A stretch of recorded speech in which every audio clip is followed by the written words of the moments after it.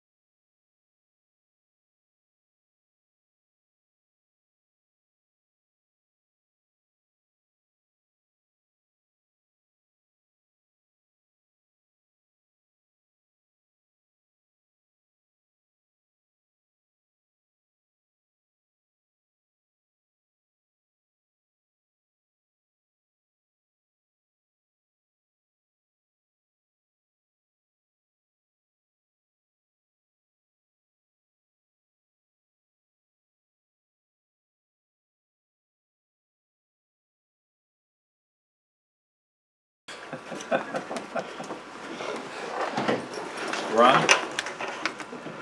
We're going? All right. Good evening. If you're joining us on YouTube, get the notes by going to gracebibleNY.org, Old Testament survey, Old Testament survey. I'm going to learn to read yet. Let's pray and we'll get into 2 Samuel. Father, thank you for your many blessings to us, and we are very grateful that we have your word so we can study it and see the kinds of characters that you have poured your spirit out upon. And when we look at the life of David, we see a man of many different variations, times of great walking with you, especially seeing the Psalms, but also times when he became selfish and sinful, as we'll see tonight. And yet you still called him a man after your own heart, and we'll see that tonight as well. Father, our desire is to be reflective of godly people as our examples, and as we study this, that we might see that, and yet also you warn us about following the examples of the ungodly, and that we might take those things to heart as well. In Jesus' name. Amen. Amen. All right. I may have mentioned this right at the beginning. This is probably one of the better books to get, Satellite Bible Atlas. You can order it online. They're like, I think about 25 bucks or something like that. It also comes, when you get it, with access to their PDFs, which includes aerial photography and all the maps that are in here also on a JPEG or PDF form. Plus it has commentary with all the maps so you can trace where things are going on. And a lot of the maps I've been showing you are actually coming from this, plus some other sources. It's just very helpful when we're studying, especially things with a lot of geography, to get some sense of where things are going. That's why I'm trying to show you the maps. Otherwise, you know, is it going from here to Fishkill, or here to Albany, or here to, you know, Maine? You know, what's the distance? And getting that helps a lot in understanding the story, what's going on, and why they do things. All right, so tonight is 2 Samuel. And this is the establishment of the Davidic kingdom. And as you recall, back in chapter 26 of 1 Samuel, David made a statement as he had another opportunity to kill Saul, if he wanted, is that he would trust the Lord, that God would have to take Saul out. He wasn't going to touch the Lord's anointed, one who'd been set apart by God to be the king. It doesn't have to do with modern creatures. Some want to apply that. It's about the king. And he let God take care of it. And so he did. And God eventually did take care of it. There was a battle with the Philistines, and Saul and and Jonathan were killed in the battle. Now that was up at Mount Gilboa, which is up here. The Jezreel Valley's up here. So this is where the battle took place. The Philistines had come in. They were attacking Saul. He gathered Israel up here. Remember, David was down in Ziklag, which is back down south in the Negev. And he had been sent back. Well, after the battle is over, it's going to be 3 days before David hears anything, because you've got to come all this distance down. And you're walking, so it takes a while.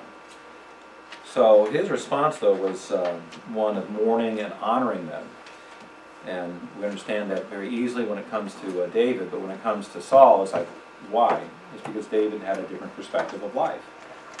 And he recognized good things that Saul had done, and he also recognized the evil, but he was going to concentrate that God's in charge of things.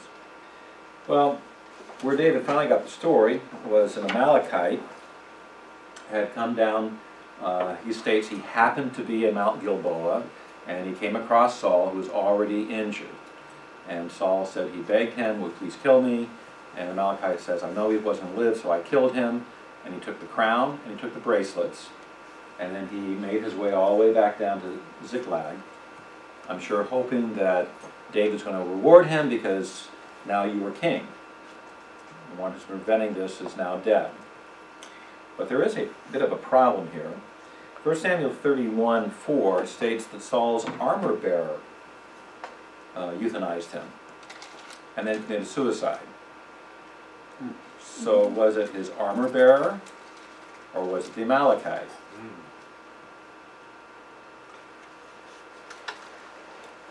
What do you Did it say think? that his armor bearer refused, so he They fell on refused, his own sword and died? No, the armor bearer did not refuse. He killed him and then committed suicide.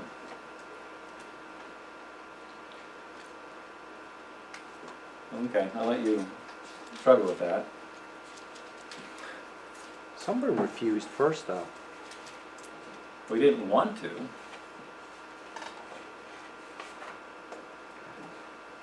For Samuel, It says, 31:4.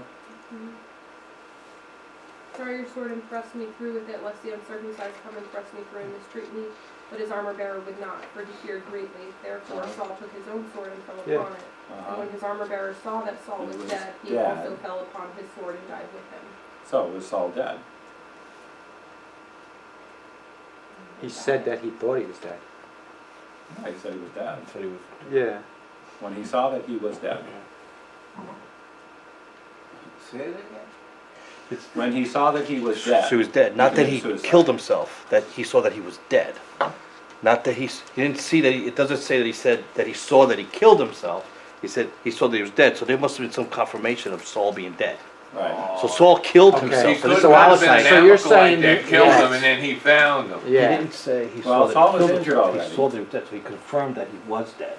Well, And he saw his still king standing dead. there. He sees his king dead, so he kills himself. I want you to think through a little armor differently. bearer killed him. Yeah. All right, 1 Samuel, who would that be written by?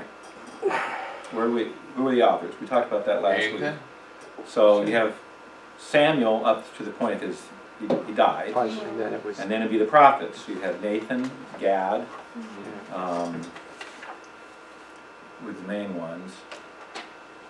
So they'd be writing as prophets So saying after the this. fact. Now the Amalekite says this. Maybe he's trying to get the Does it mean that He it's thinks true he's what gonna the be- Amalekite says? No, glorified. it doesn't mean it's true. So there's a distinct possibility either he was still somehow alive, which doesn't make a whole lot of sense, is still able to call over the Amalekites to him. Or the Amalekites lying. Okay, Amalekites are from what origin?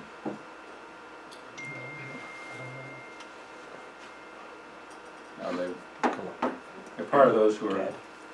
yeah, they're part of those that they're continually having war with because they're pagans.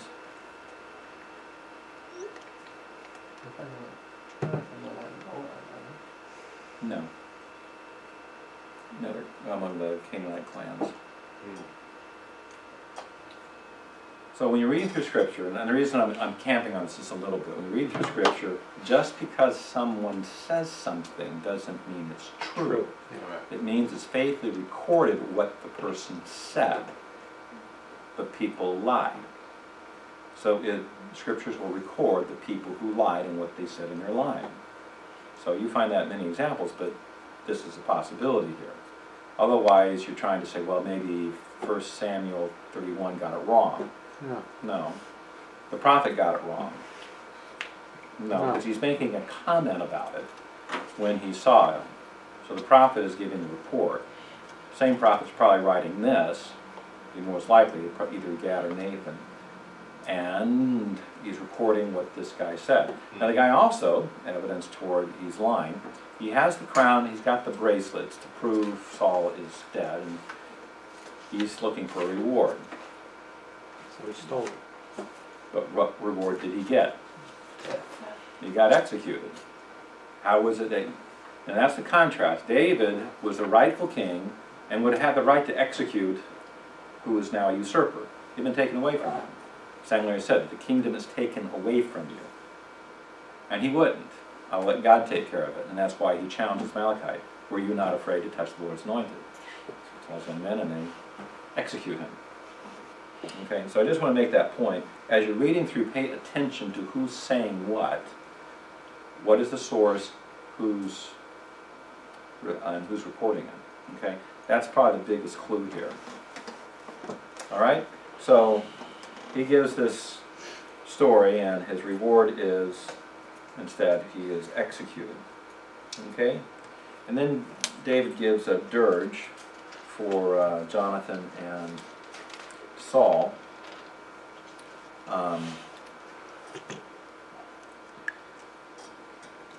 Now, it's a wonderful dirge in many ways because it talks about what they've done, what they've accomplished, what great men they were. And then it gets to toward the end there, and it makes a statement, and I want to camp on this just slightly.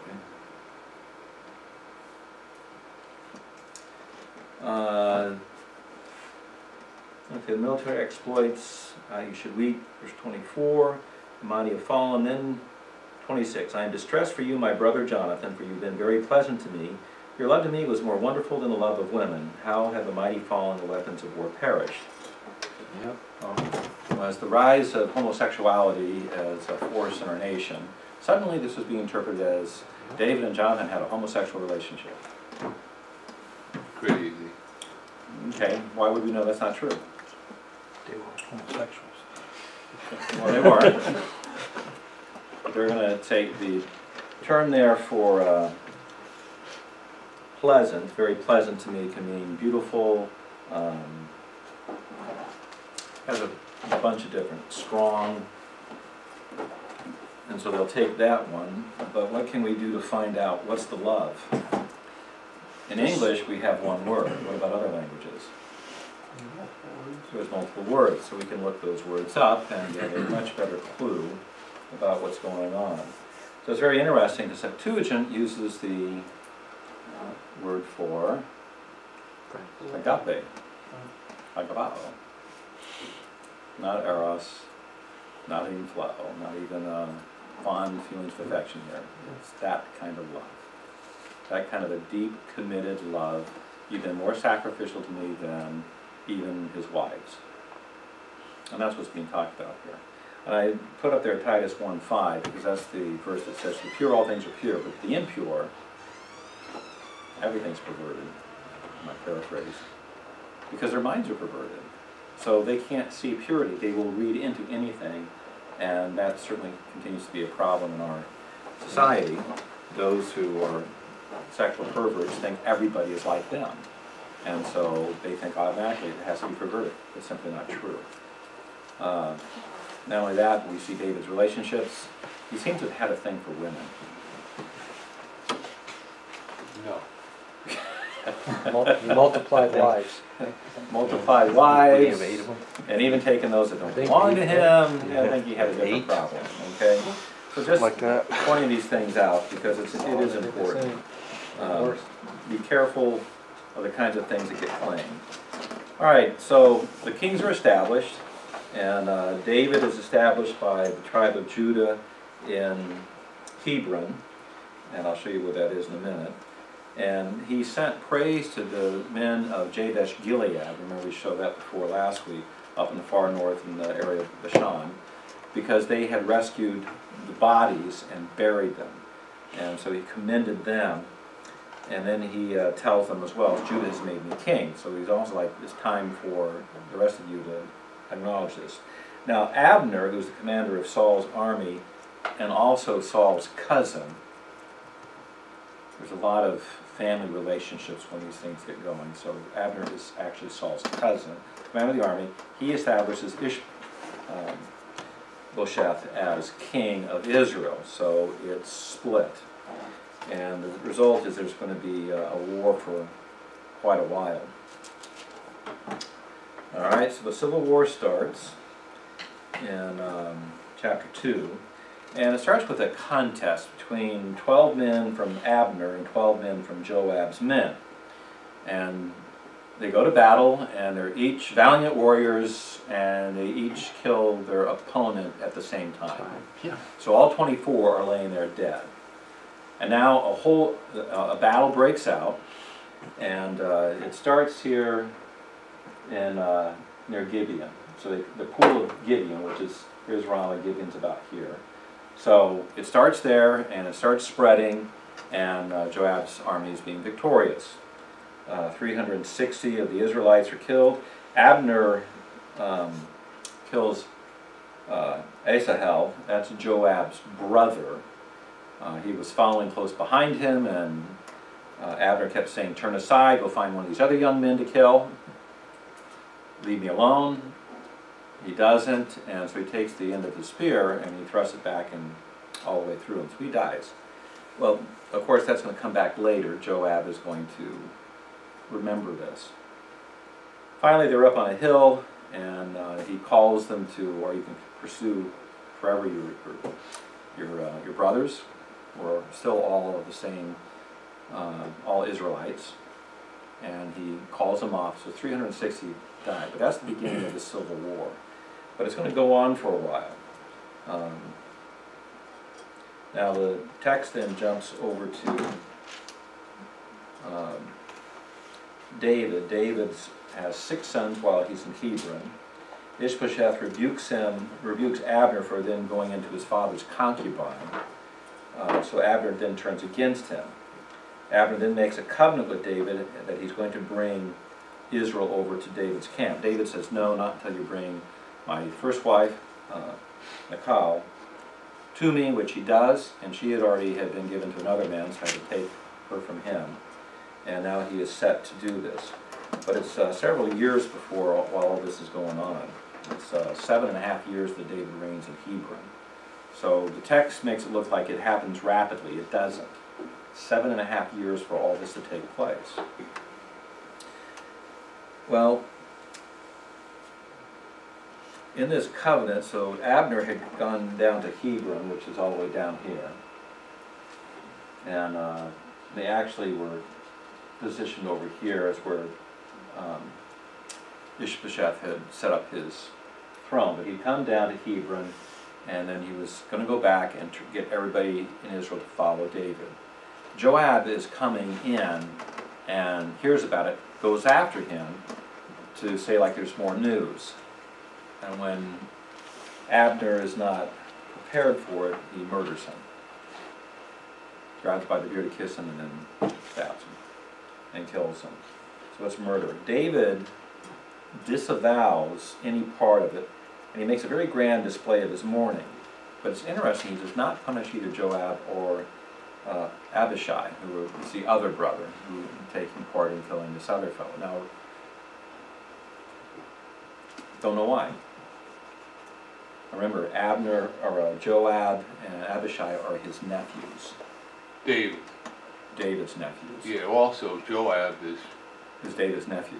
His finest warrior too. So, well, he's already having problems with Joab. Yeah, I know. That's part of it. Is Joab knows that there's going to be some competition for his position. Right. And Abner could be one of those, so that's why he's going to do it. If Abner can bring all to Israel, then you make a deal. All right, you do this, and I will put you in charge of things. So Joab keeps proving that he's not a righteous man. Right. He's a man of blood, and he doesn't hesitate to murder if he needs to. These are negative examples. Now we see Joab's exploits in many things. He's a valiant warrior. In some places you see him give wise advice, and other times it's like, well, what are you thinking? This is one.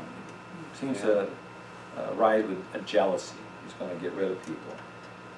Well, with Abner dead, the servants of Ishbosheth, a couple of minor commanders, Ba'anah and Rechab, they see an opportunity. Well, maybe they will instead do what Abner was planning, and they will get Israel to turn over, and they'll do it by murdering Ishbosheth, which they do.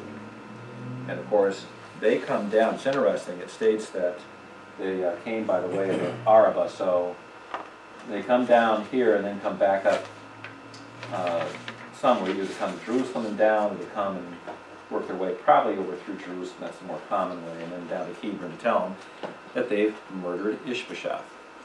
And David rewards them by executing him. Because again, it becomes the same thing. This is the king. Who are you doing murdering him? Shouldn't be doing that. So David has reigned for 7.5 years in Hebron, and then he reigns 33 years in Jerusalem. Total reign of 40 years. That's a synopsis of his kingdom there at the end of beginning of chapter 5. Now it goes in and starts giving more detail of David's reign in Jerusalem. The first thing he's got to do is, if he's going to go up to Jerusalem, he needs to capture the city. It was a Jebusite stronghold. Remember back in Judges, they had not driven the Jebusites out of it. So it's a Jebusite place, and it states that Joab had entered in and conquered it by going through the water tunnel. So it's an interesting place to look at and design, and I could probably show lots of pictures, maybe get some idea, but this is the best way I could do it. In it was 1867, a fellow named Charles Warren discovered this shaft that went from an area that went down into the spring, or the waterway of the springs of Gihon. And it's called Warren Shaft. And it's been enlarged, but it shows that, looking at the geology and everything else, it apparently is a sinkhole. And so it was a natural access. And during the Jebusite period, what they did is they had a vaulted chamber up here. They had a place they could come down. Right in here, there's usually some kind of a ladder or something. And they could come down there. This area here is all natural. They could get to this area, which is this shaft right here, and they could treat it like a well. They could drop their buckets in, they could bring water up.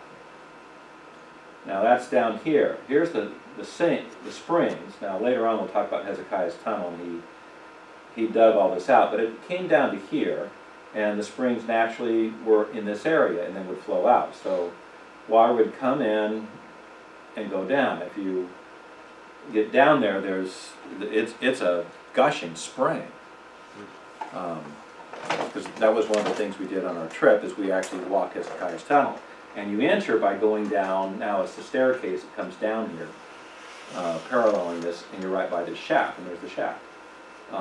There's a natural tunnel here. It's blocked now, not sure when that got blocked.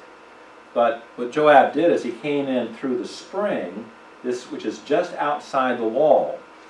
The Jebusite city had it comes down a steep slope, which it has here. So here's what eventually becomes the city of David up here. It's the area just below, on the south end of the Temple Mount.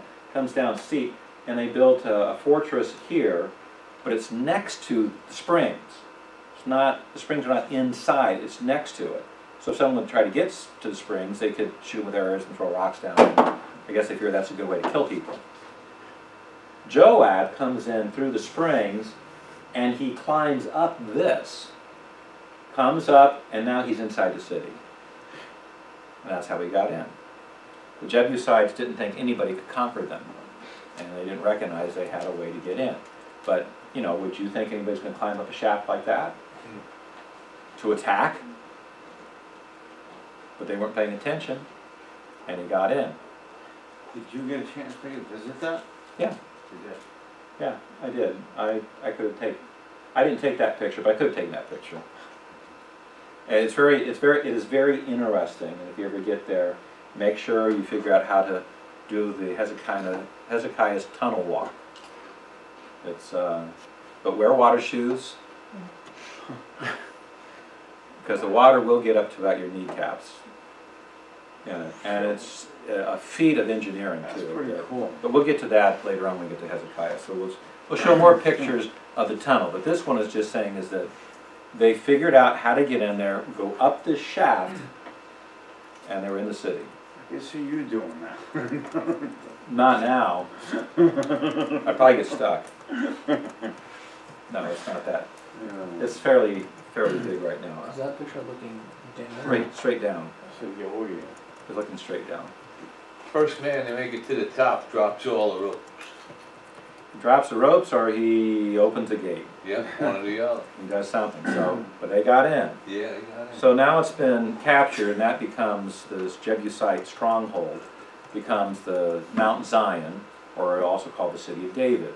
So it's just on the south end of the Temple Mount. We'll show some pictures later of it. All right. So he gets in, and so David captures Jerusalem.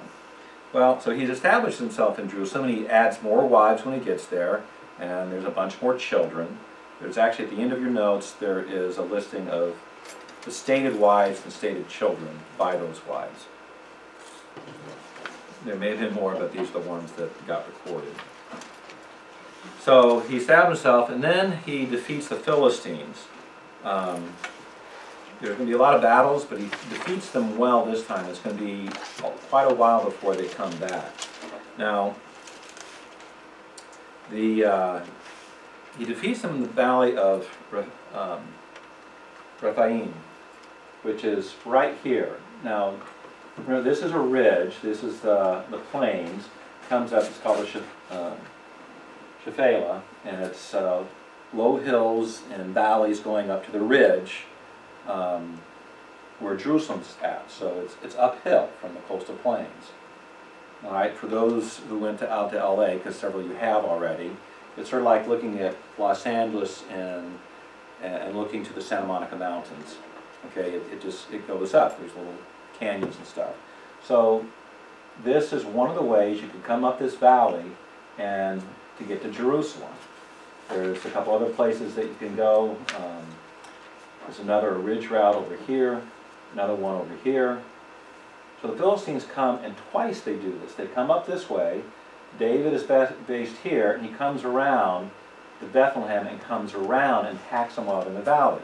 Now, to give you a better sense of this, here's what it looks like. So we're standing about in the middle of this valley. It kind of hooks a little bit.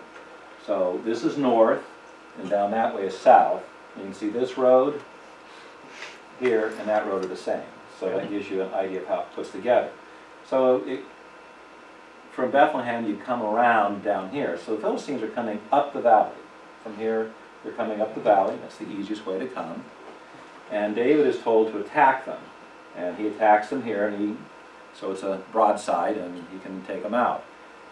Then there's the one about wait until you hear the marching of the balsam trees. That's this area right here. He waits till he hears this sound of marching, so I guess it's the angels going through, and then he attacks them. So twice they're defeated there.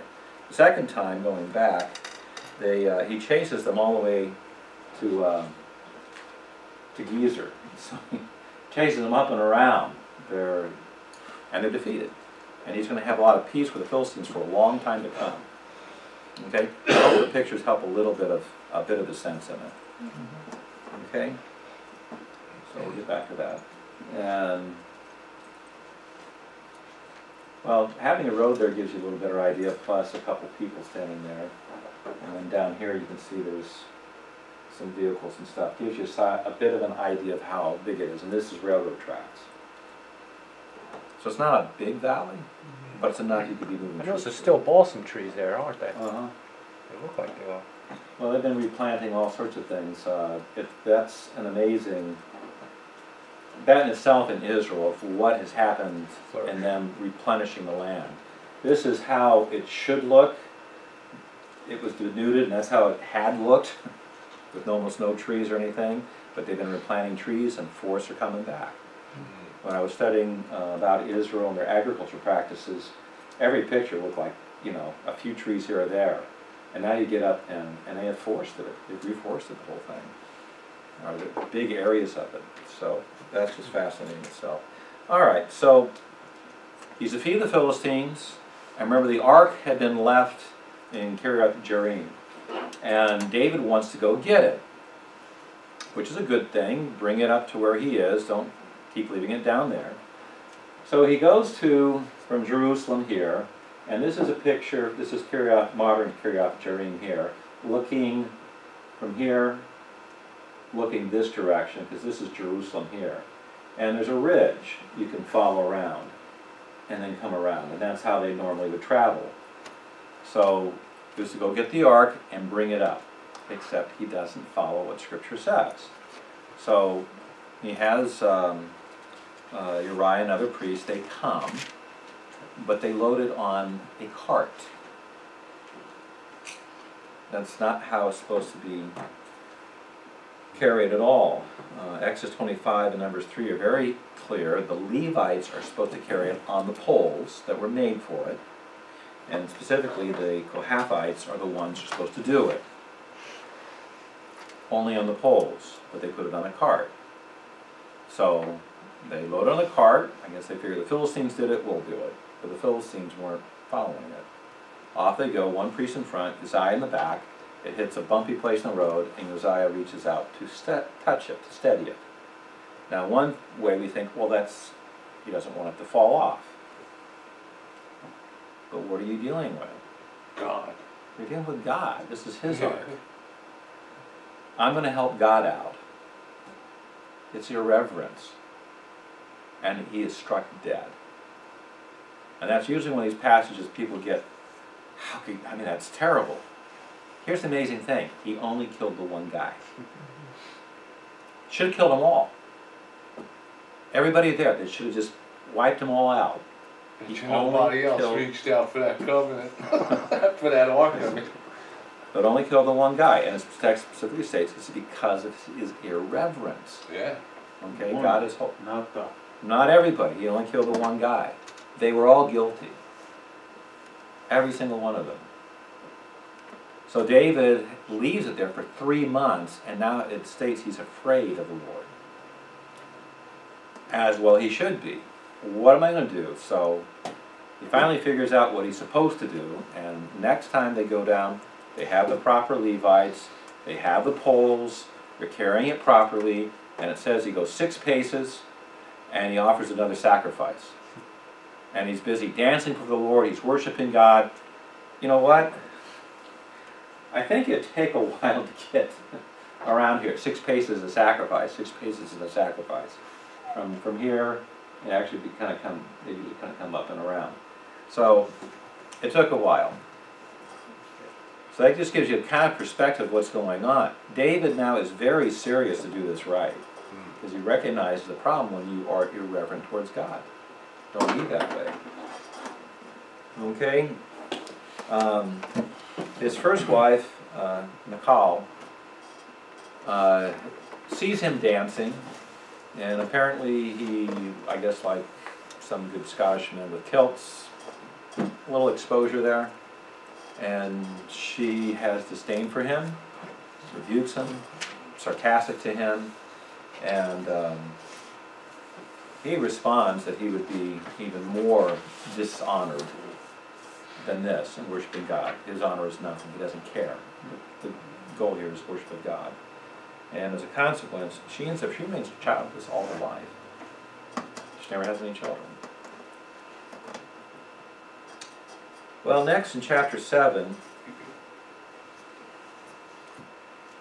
is the Davidic covenant.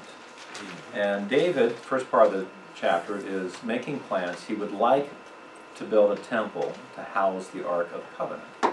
Now he's brought it to Jerusalem. And part of it, he's living in beautiful houses, and the Ark of the Covenant is sitting out there. And whether they still had the proper things for the tabernacle, you know, not even quite sure they had them, but he feels the ark should be placed.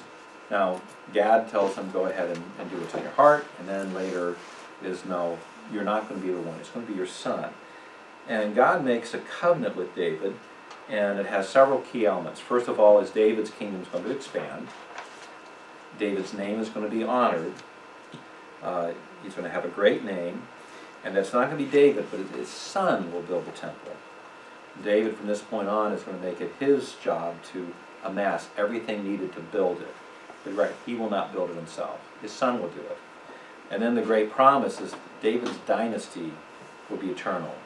There will be a son born to him whose kingdom will not end. That matches the prophecies all the way back in Daniel. So this is the Davidic covenant, and it's a very important covenant. And it is a unilateral covenant. David's done nothing to earn it. He doesn't have to do anything to keep it. God has simply made it to him. David is humbled by this, and then there's a great prayer there in the end of the chapter of his humility, his praises for what God has done, what he's revealed that he's going to do. And he prays for that to happen. If you really kind of analyze it, then you can see his goal is he wants all this to happen because he wants God's name to be magnified. That's David's heart. So it's not about him, it's do all this and glorify your name in doing it. Because he will be glorified in doing that, magnified. Okay, David, then chapter 8, it just was very quickly victories David has had in his surrounding nations, and of course this means David's territory is going to be expanded. So, summarizing again, he defeated the Philistines, and then he defeated Moab, and then it says he defeated Zobah in Syria. So this is part of his expansion. So he came here and back up here. So he's expanded his territory back out to where it's supposed to be. In the 2 Samuel 9, he shows kindness to Mephibosheth. Now that is Jonathan's son. And remember, he made a covenant with Jonathan that he would treat kindly Jonathan's family. And he does exactly that. Now, Mephibosheth had been injured in his feet, and it tells a story there that he had been dropped by his nurse when Ishbosheth had been murdered. Because the fear of it is, okay, these guys are going to murder the whole royal family. The nurse grabs him, he was young, drops him, injures his feet, he's crippled all of his life. But he restores to him the possessions of his grandfather Saul. Okay, because Jonathan never came in possession of it because his dad was still alive. He didn't know it was Jonathan even had a son, and his son was living in Lodabar, which is a wasteland. They were hiding from him because they thought They went a long, long way. Now he's an adult, yeah. So this has been quite some time. Now remember, a lot of times the time element here gets a little squished. Remember, David already had been down for 7.5 years in Hebron, and now he's established himself as king. He's already been defeating other armies. So at this point then, that's exactly right. Mephibosheth is now an adult. Yeah. So he restores all of Saul's possessions, including his land, and the land was there in Gibeah, because he's a Benjamite. And so he's going to be wealthy. And David still has him, and you're going to eat at my table on a regular basis. That is an honor. And Mephibosheth, just understand, he considers himself a dead dog. How is it that you're sending this to me? And yet he is, because Jonathan was such a close friend of David's, and David's going to honor his word. He's going to keep it. And so he does. So regularly he's eating at the king's table. Chapter 10 then goes to the next victories that David has had. So he already took out Zobah in Syria. Now he defeats Ammon and Aram. So he's secured all this side. David has security on his borders now. And so his kingdom can go for a long time without war. He doesn't have to fight the kinds of battles he had. Now, war will still come up, right, John? Doesn't matter what you do, there's going to be battles.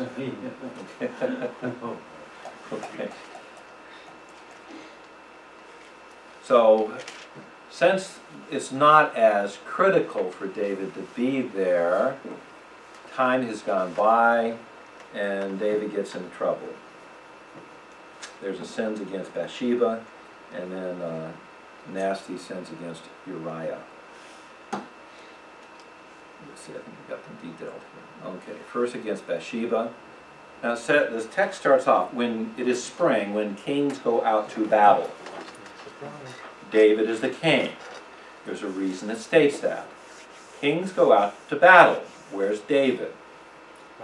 He's in his house, leisurely on his roof, enjoying the cool breeze. Remember, the roofs would be flat. David's house, Mount Zion, slopes down. His house is higher, so he can see out over the city. And Bathsheba's taking a bath on her roof. Domestic, it'd be used for domestic chores. Why she doesn't put a screen up, don't know, but she didn't. David is watching, and he keeps watching. And that's where his problem comes. He does not follow with what he should have been doing, is Job made a covenant with his eyes not to behold the young maiden. David's looking. In fact, so much, he sends somebody to inquire, who is she? And then he sends for her. All those things are wrong. And then he commits adultery with her. So this is David's great sin. And then she lets him know that she's pregnant. Now he has a problem. How does he hide this? So he brings Uriah back up under the pretense, like, give me a report about what's going on with the army. Because Joab is out fighting, and they're laying siege to a town. So he lies to him. What he wants him to do is go down and see his wife. That way when the child's born, it'll just be thought it's Uriah's and it won't be known. He won't go. Uriah is a man of great integrity. He said, the Ark of the Covenant is out there, the army is out there, why would I go down and see my wife and have a leisurely time and enjoy myself? And he actually sleeps at the king's door, the gate. So he won't do it. Gets him drunk, hoping that would make him go do it. He still doesn't do it. So then he gives orders for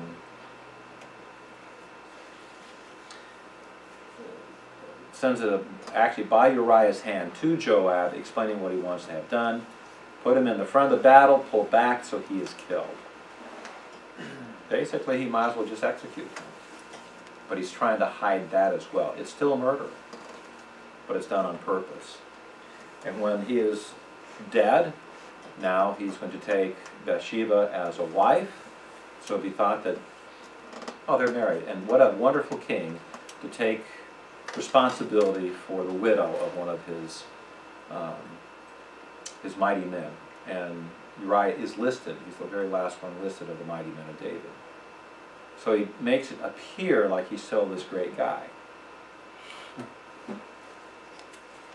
So one sin begets another sin begets another. And David, by this time, he's broken them all. Yeah. Okay, he's not honored God. He ends up causing the name of God to be blasphemed. He hasn't committed idolatry itself and bowing down to other idols, but it certainly is dishonoring to his parents. There's lying, there's stealing, there's coveting, and there's a murder. And adultery. So Nathan confronts David. It's interesting how he does it. First he gives this story about this poor person has won a lamb, and the rich man takes the lamb in order to make sacrifice, and he gets them all angry. It's a setup. It's a setup to make David be upset from someone stealing in that manner, especially from someone who only has one wife. How many wives does David have at this point? A bunch. Uriah has one. So there's the parallel in the story. So David's upset, and that's when he delivers the rebuke. You are the man. And there's going to be consequences. Several. One, the sword's not going to go away. From this point on, David's going to have war. and it's going to be continual. There's going to be war. Second, there's going to be evil within his own household, and we'll list those out in a moment. His wives will be debased.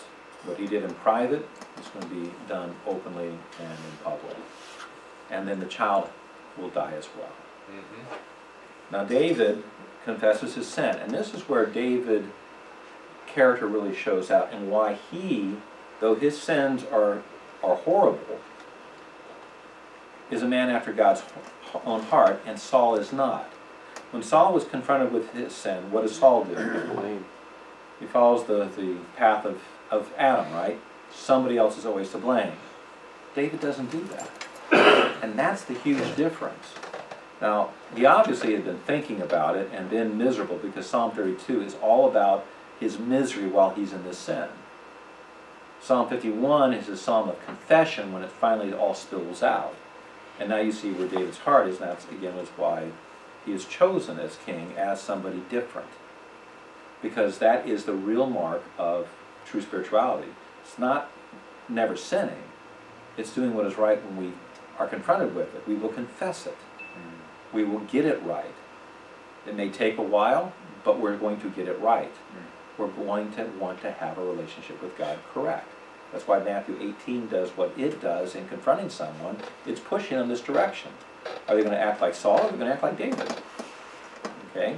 If they're going to act like David, they confess the sins. Now David also, when he confesses his sin, it is going to plead on behalf of this child.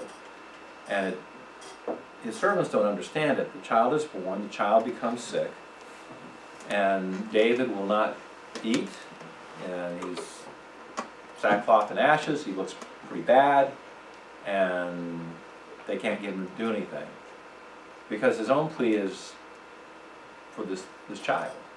And then as soon as the child dies, David washes himself and goes and eats and worships God. And they don't know what's going on here. But he understands something about God. If he does this, perhaps God will be merciful to him and spare the life of this child. And now that the child has died, he can't do anything about it. And so there is a classic text here. Verse 23, chapter 12. But now he has died, why should I fast? Can I bring him back again? I shall go to him, but he will not return to me. That's the verse that is based, or uses the basis for the idea that children who die go immediately to heaven. It doesn't state that. Doesn't say that. Okay? At this point, it doesn't state that. This is his hope, this is what he believes will happen. And even if you want to believe it went that way, you have David as a righteous man, and that's why they think it would be heaven. David would be going to heaven, so the child must do the same, otherwise he will not see it. Sheol, we know, is split in two from Luke 18, and there's a gulf between where the evil people are and where the good people are, so that's what the reasoning is. But you still have some problems with coming up with a universal statement that all children who die go to heaven. You also end up with some theological problems, because if that's true, then abortionists send more people to heaven than evangelists do. That's a problem. What we'd have to do is really what David does. He simply relies upon God. I will simply trust a good and gracious and merciful God who will do what is right. And since those who are saved were chosen for the foundation of the world, we don't know who they are. We will find out when we get to heaven. Right? I think we'll be surprised both ways. Could it be that he also had knowledge that he would see his son? That's possible as well. I mean, the text doesn't say that either. But to use this as a universal Yeah, it doesn't say that qualification, either, yeah. it's just not there. That's the problem. It's And so we want very to often be careful used. with that. It actually just came up the other night, and talking with some young men. You know, are you willing to say that all babies go to hell? No, because I don't really have a text that states that, because this one states the opposite. I don't have one that says they all go to heaven either. So where should my trust be? It should be in the mercy of God. character and nature of God. He will do what is right. And that's where comfort really comes from. Because I don't have to know all the details. And I certainly don't need to develop a theology that is suspect in order to bring comfort. I bring comfort by telling them. And when I've done Sid's deaths and babies, I go to this text. So this was David's hope. We can trust in the good and gracious God. That's exactly what David was doing. I can trust him. I don't have to know. I can trust God. He knows. And he will comfort me. And that's where the comfort comes from. Yeah, Ed. Yeah, doesn't that put another way of salvation other than faith, though? It can be, but remember, the faith is the application of it, but how did we have faith? It's going to go back to election. So at what point, I don't know. Okay? You can argue the point that they all go because, well, there's original sin. We're all guilty. We're born dead in our trespasses and sin. So there's those who will argue that way, in which case Nelson says, well, what is David wrong in saying this? Why is it recorded then? Well, maybe he's only saying that he will join him as far as death goes. Could be, but it There's says, nothing there about afterlife or... I shall go to him. Right. Okay? And we know from Luke 18 that Sheol is split. Was David aware of that? Oh no. Because there's nowhere in the Old Testament doesn't really say anything about heaven. No, it doesn't. But we know from the New Testament there's a split. Right. So is it just death? They know there's some kind of division How do they know that? How do we know they knew that? because of the way they react. Some they know it's a good thing to die, and others it's bad. Is it a good death or bad death? Am I gathered to my fathers or am I executed? Abraham's bosom. They know there's Well, punishment. but that's New Testament. That's not Old Testament. Well, they know there's punishment. Yeah, that's right. So, all through the Psalms, you have these, and here's the judgment that they're going to die and be judged. You know, Psalm 73, they're doing well in this life, and they're going to die, and it's God's judgment upon them. So they had some concept. How well developed, we don't know. We have bits and elements here and there, but they did understand death was only good for the righteous. It was a bad thing for the unrighteous. They were going to go to God's judgment.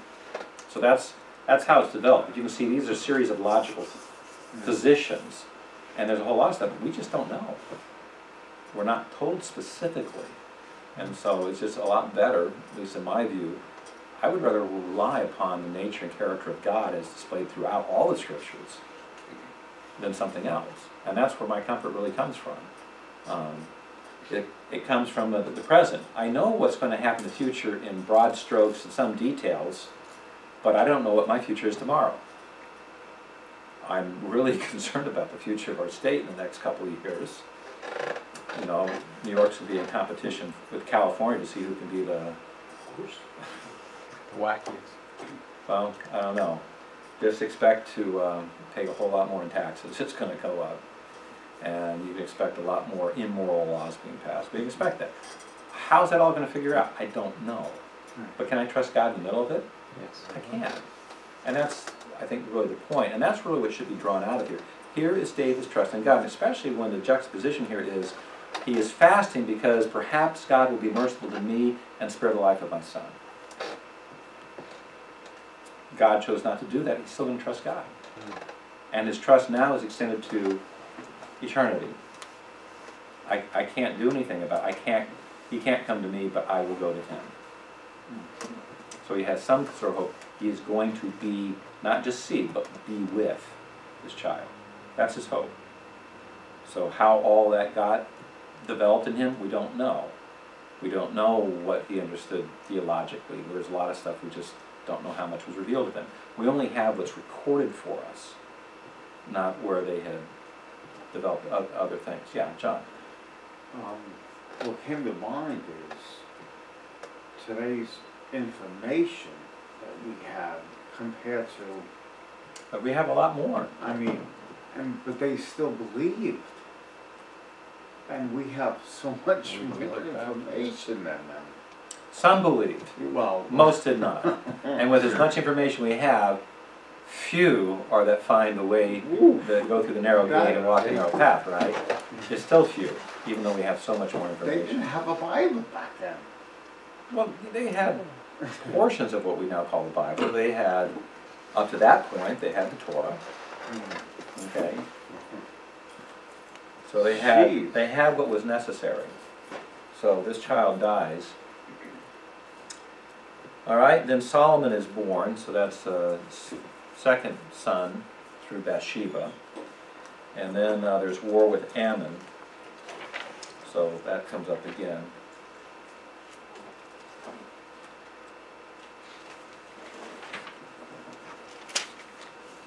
All right, now comes the consequences of the sin, because the rest of the section deals with that. All the things that Nathan had confronted him with and now recorded. Here's what's going to happen. You're going to see the sword continues on, evil in his home, rebellion in his home. So first, we find evil in his home. Ammon, who is one of David's sons, lusts after Tamar, who is a half-sister. Gets her to come in, he rapes her. It's an interesting thing that goes on there is he first invites her, come lie with me, my sister. And she says, no, we can't do this, should not be done in Israel. Interesting thing says, go to the king and ask him for me, he will not withhold me from you. And he still doesn't. Because the only thing that's driving him is just lust. So he rapes her, and after he does, he hates her more than he ever lusted after her. And he sends her away, which is even worse. Well, this ends up to a lot of things. It's going to immediately go into a plot for murder. Because her brother, full brother, Absalom, hears about it. David also hears about it, but David doesn't do anything. He is angry, but he doesn't. Why? We're not sure, because it doesn't exactly state it. However, there is an interesting Old Testament passage. Deuteronomy 22:24 talks about a woman who is raped in a city. And it says if she does not cry out, and they're both found out, what's supposed to happen to both of them? Both of them. All right? It doesn't record whether she cried out or not.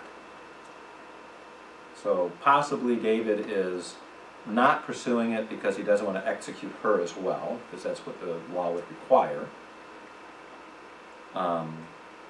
Or he has some other reason, maybe she did cry out and no one came. It's not stated.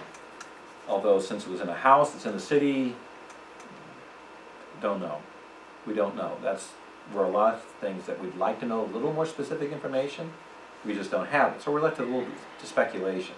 But anyway, David doesn't do anything. And that sets up, the brother decides he will do something about it. So he plots for quite some time. A couple of years. And then finally has revenge on him and has him murdered. So now you have fratricide as well. Now, did Joab kill him, or it was, I think, no. Absalom? Absalom's servants kill him. That's right, okay. Absalom's servants kill him. That's Absalom. I got Absalom. It's A-L-O-M. Absalom. So he ends up, he flees, and he is goes to a place called Geshur, and he's there for 3 years. Joab intervenes and has a woman come to David, tells this long story. David figures out Joab's behind this about bringing Absalom back. So David finally relents, lets him come back, so he's in Jerusalem now, and he's there for 2 years and still hasn't gone to see the king.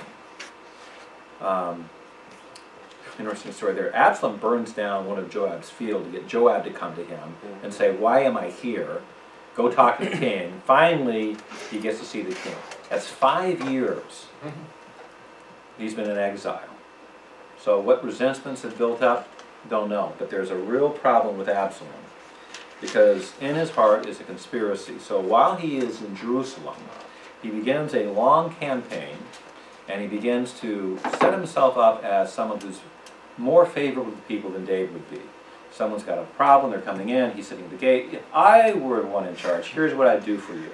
And so he's swaying the people that he would be a better king than his dad. So it's just this constant. And you know what? Lying works. Lying works. We know that by the elections. Okay, yeah, we know that by elections. Pick election, any election, and we know lying works, right?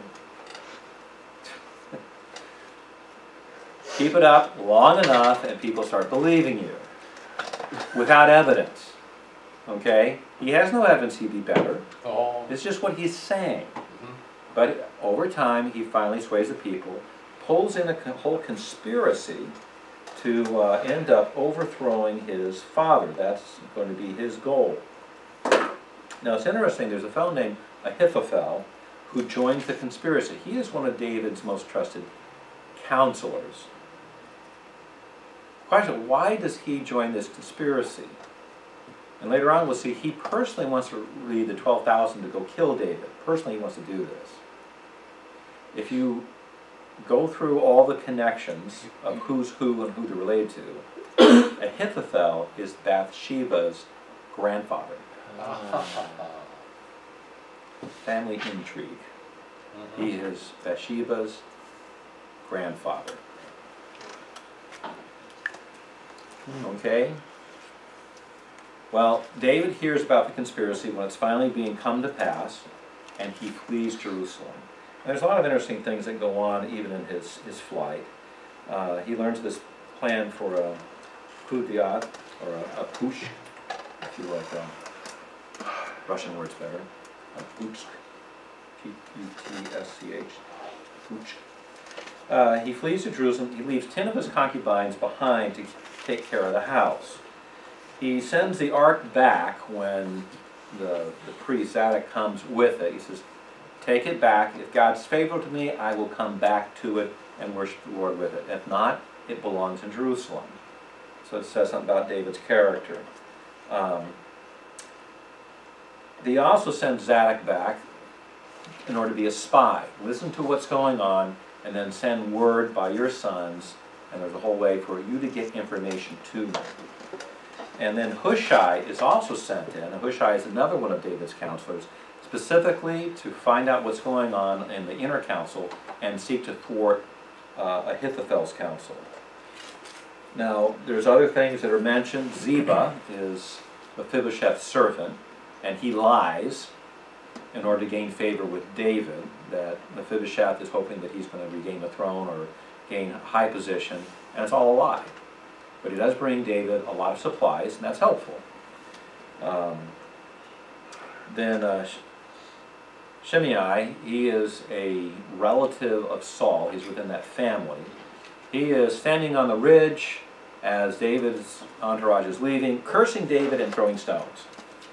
There's lots of stones in Israel to throw, and they still throw stones. Now,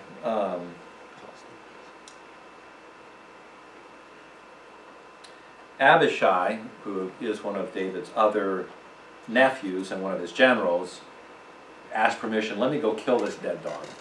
And David says, no, maybe the Lord's told him to curse me. So you see, there is a humility in David that's pretty amazing, especially when you compare that to Saul. So he's abandoning it. He doesn't want to have a civil war. He wants to avoid it if possible, but it's not going to be possible.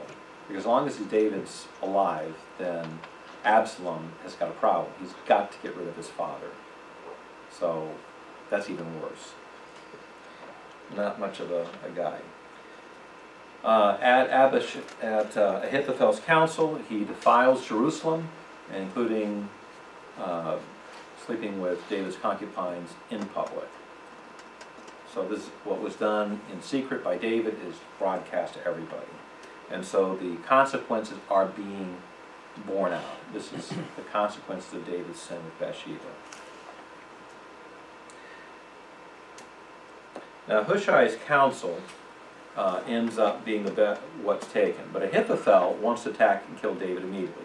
Give me 12,000 men, I will lead them, we will go, we will kill David, and only him, and bring everybody else back. And then your kingdom will be established. And since David had not yet crossed the Jordan River, he was in a vulnerable position. He could have been attacked.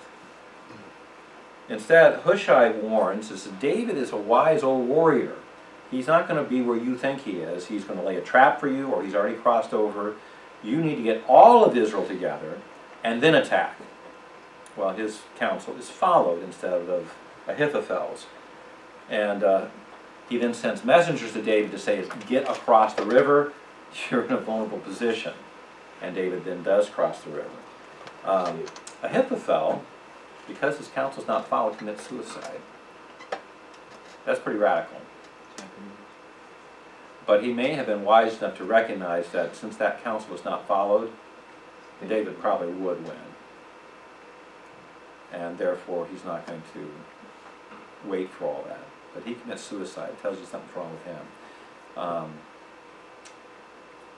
He held some sort of grudge. He had some sort of hatred for David. And it ended up costing him his own life at his own hand.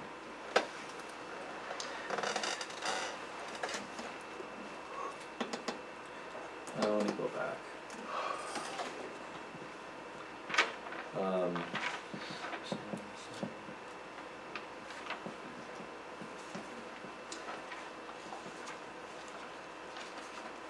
All right. I'm missing a slide. Now, the guy that he wants to go out with is Amasa, and he's been put in charge of the army. Amasa is a second cousin to Joab, which is David's nephew, which means he's also David's relative. So some of the stuff gets really interesting with their different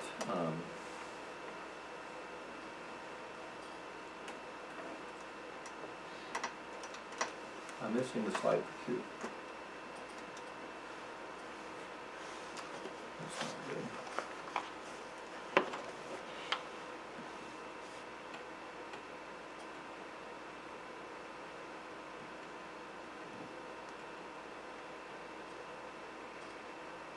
Oh, we just got backwards, that's why.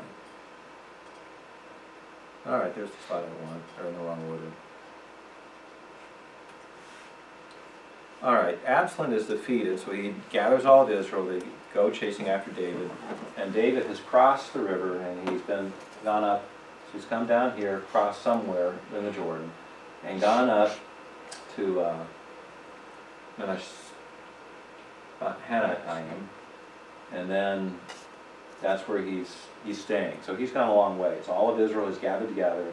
Absalom comes in and seeks to attack. They end up in the forest of Ephraim is where the battle's going to take place. Now David, when the battle's just before it's going to take place, David charges everybody as, I want Absalom to be treated gently for my sake.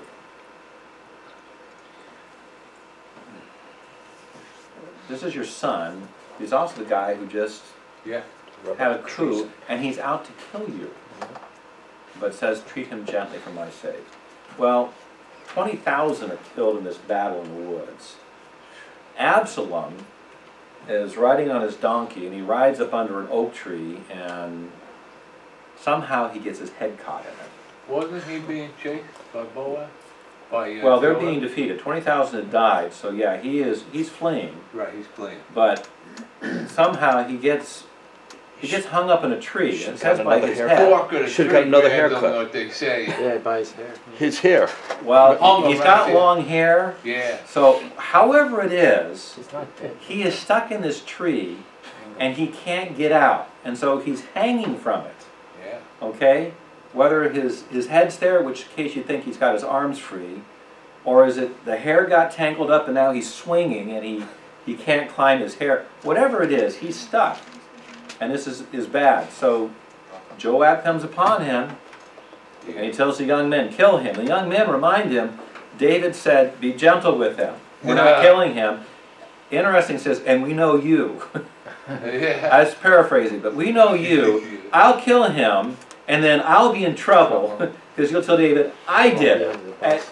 And you'll deny that you commanded it. So he's got a reputation in the army too. So Joab does it. 3 spears into him. Yep. And then they cut him down. They put a big pile of rocks over him. And that actually, at the time this written, was still there. So he killed him. A couple runners go. David finally finds out about it, and he is deeply, deeply grieved. He's grief-stricken. So much so that the army is feeling shame over it. All right, now that I go back to the previous one. So David is reproved by Joab, properly so, and warns him is that if you do not get over this, all the men who just fought for you will leave. You have your loyalty in the wrong place. You've placed a loyalty over a rebellious son, over and against the loyal men who've risked their life for you. It's a wrong priority. It's wrong loyalty. Your son doesn't deserve that loyalty. These men do. And so David went out, sat at the gate, and so he avoided that. Otherwise, it would have been bad. Well, then he's going to return to Jerusalem, and you see quarreling about who gets to do it. So since he is now won, you see people now trying to, how do we get good back in his favor? Now Judah, of course, is tenuous because they went with the rebellion. So they should be involved in this, so let's welcome him back. So they're quarreling over it. And then you have a bunch of people who come to David seeking his favor.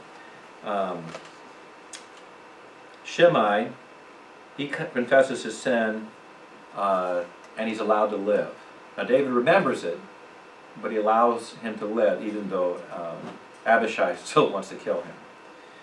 Mephibosheth finally gets to him and explains Ziba's lying, and David's consequence to that says, well, we'll divide the land between you, the two of you. Part of this because Ziba still has been supportive of him, so he's going to reward him, but he's not going to take it out on Mephibosheth. So now he has half the land, but he's still at the king's table, so that's still fine. Then Barzillai's son Chimham is granted a place in David's court because it's a guy who would help David a lot. And then Israel and Judah end up with harsh words with each other about how come we didn't do this, you didn't let us know, and Judah's like, well, why is that a problem for you? And instead of now them arguing, well, we should all do this, they're upset, and so Israel is persuaded by a fellow named Sheba to revolt. So harsh words end up, instead of them arguing and we should all have this honor bringing David back, now the 10 tribes leave. Or at least all but Judah. Benjamin may be included in this. Well, Benjamin is included in this. They all leave and they follow Sheba's revolt. We have nothing to do with Judah, nothing to do with David. So, what a flip. So fast. We're arguing about who gets the honor of bringing David back to be king, and then flip it immediately around to, we don't want anything to do with him. There's problems. So Sheba's revolt, David calls Amasa to lead the army, and he makes a deal with Amasa, and Amasa is going to end up replacing Joab. Now Amasa was sent out to gather the armies together to fight Sheba's rebellion. It takes him longer than 3 days. So he sends Abishai out, and Joab, the brother, joins with him. Amasa meets them as they're going out. Joab makes out like he drops his sword, and as he's picking it up, Amasa's there, grabs him by the beard to give him a kiss, and stabs him. Murders him right there. So Joab then continues on, and they defeat Sheba. They actually corner him in at Abel Beth Ma'ach, and a wise woman. They're laying siege to the city, and she pokes her head up over the wall. Why are you doing this? You're going to destroy a mother in Israel. We're only after this guy. Give me a few moments. We'll throw his head over the wall. Speaks to the people of the city, and they throw his head over the wall. The city is spared. Rough times there. And Joab then remains over the army. So he is restored. All right, and then the last chapters cover the final years of David. First, there's a famine right after this that's in the land, and it's caused because Saul did not keep Joshua's covenant. In Joshua 8, I believe it is, he made a covenant with the Gibeonites, who were Canaanites, and that they were not going to be wiped out. But Saul in his zeal murdered a lot of them. And the Lord had caused a famine in the land, and as they were trying to figure that out, it was revealed to the prophets, it's because of this murder of these Gibeonites.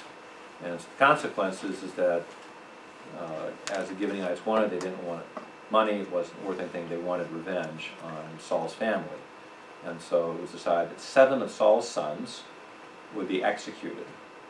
And David has 7 executed, they're hanged, but he spares Mephibosheth. So these are sons by other of Saul's wives. Then there's more war with the Philistines. It continues on. And David continues to have war with them. There's actually 3 different wars that are mentioned in that battle. And each one of those wars there are giants, relatives of Goliath, that are killed. In fact, one is going by the same name, Goliath the Gittite. Not the same guy, David already killed him. But they're all sons of the giants, very, very large people. So he continues to have war. David then, writer of Psalms, Psalm 20, or chapter 22 in the Psalms is Psalm, it was 18.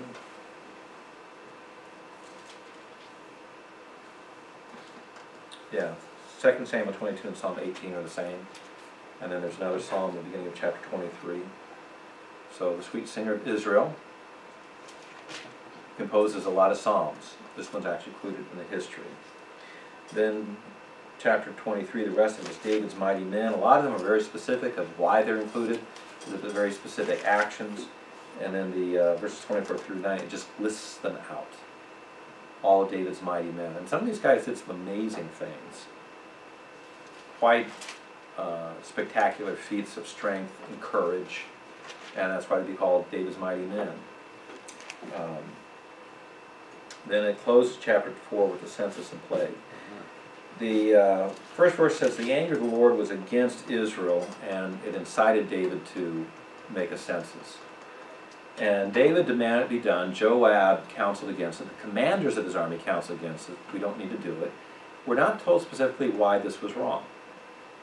There's some things that give you some ideas, because the command for kings not to multiply horses, not to trust in chariots. But there's nothing specific. You couldn't take a census. In fact, there were censuses taken when children of Israel came out of Egypt, and one just before they went in. So it's a little speculative. Why was this wrong? It appears that at least from David's confession, there is pride on his part, and some moving toward he'll trust his army rather than God. Yeah, because even Joab seemed to, Yeah, his response said, this is not a good idea, why are you doing this? Don't need to do this. But David does it anyways. Now, David ends up being convicted by it, and he confesses his sin. He recognized this was wrong. And the prophet comes to him with his, you got choices.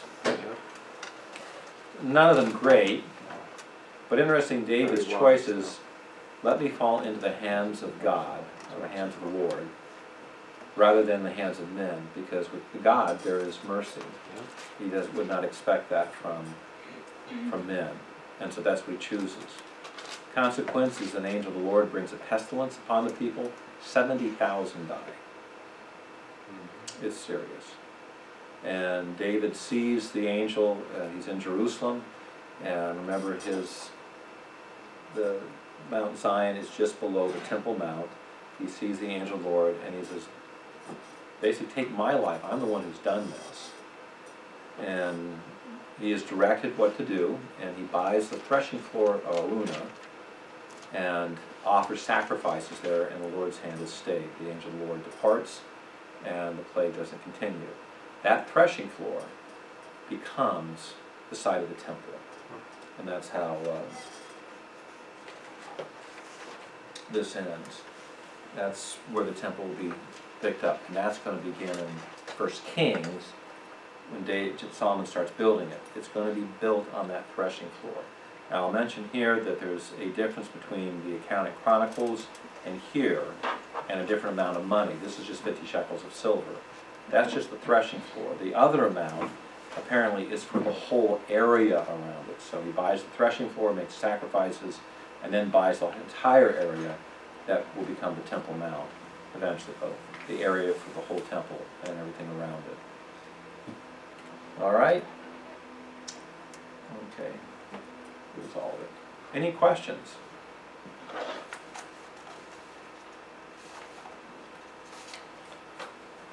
No?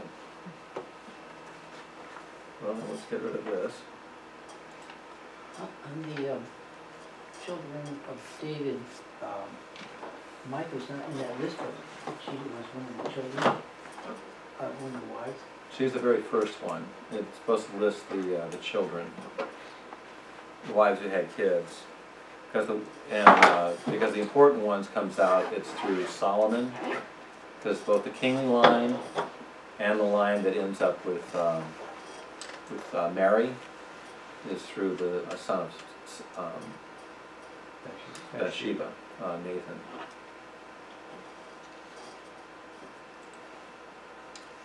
All right.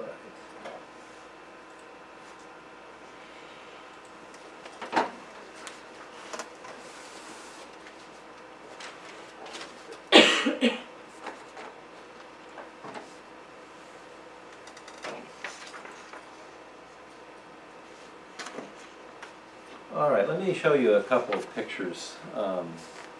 Give you a little idea of the topography of where a lot of these things happen. And I'm going to go east to, or from west to east and then north to south.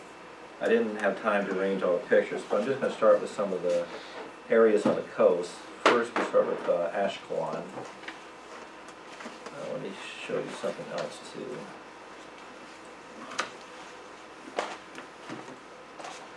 I have to have these going up so that.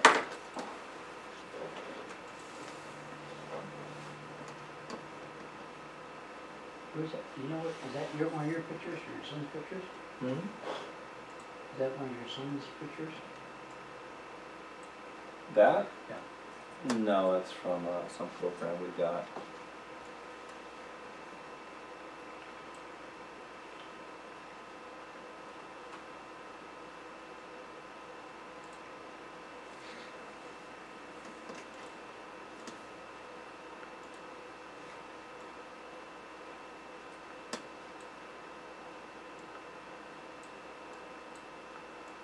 All right. So here's the Dead Sea. Ashkelon is about here. Didn't see that one. Now we start looking at pictures.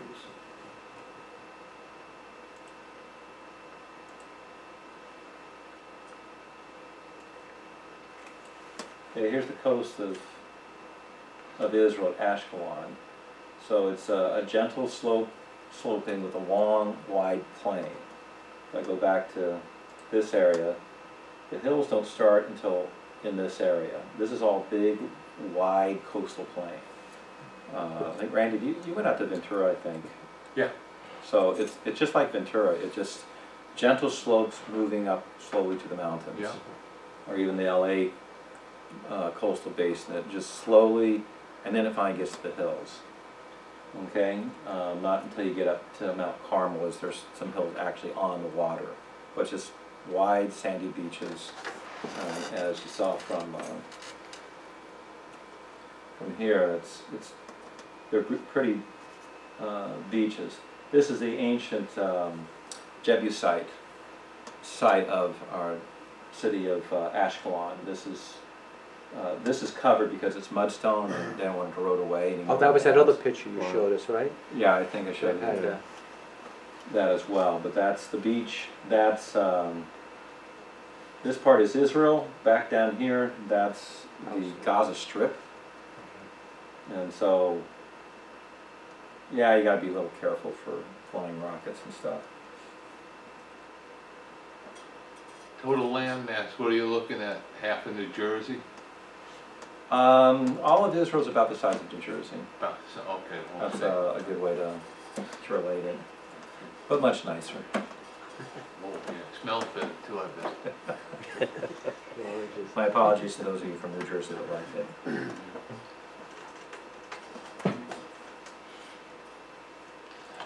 Let's look from the I'm south. gonna bail out on you, Scott. All right. See what's going on with the boys. All right, so here's just from the same place looking the other way. Would you pray for James before you Yep. leave? We will.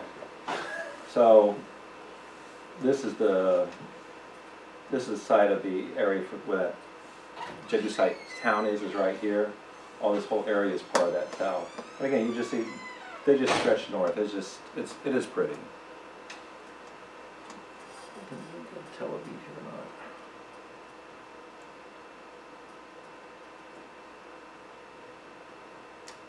No. Let's move in a little bit to,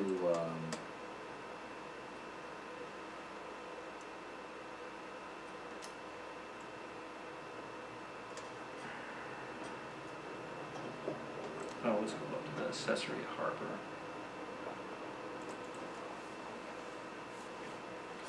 Okay, so this is up north. This is Caesarea. This is where Herod built extensively. This is the Hippodrome. This part's been washed in the sea. This area here was his harbor. It extends out and back around like that. This part is, earthquakes have destroyed it and it's now underwater. But this was one of the wonders of the world at one time. But again, you see these nice beaches. You have an amphitheater here. But again, you see this coastal plain here. It's very lush. A lot of agriculture all the way through it.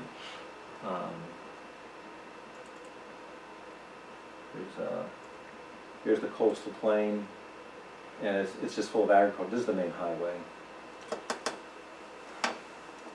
here, and just rich agricultural land because they irrigate it well and they're very careful with all their irrigation. Okay. Let's go up.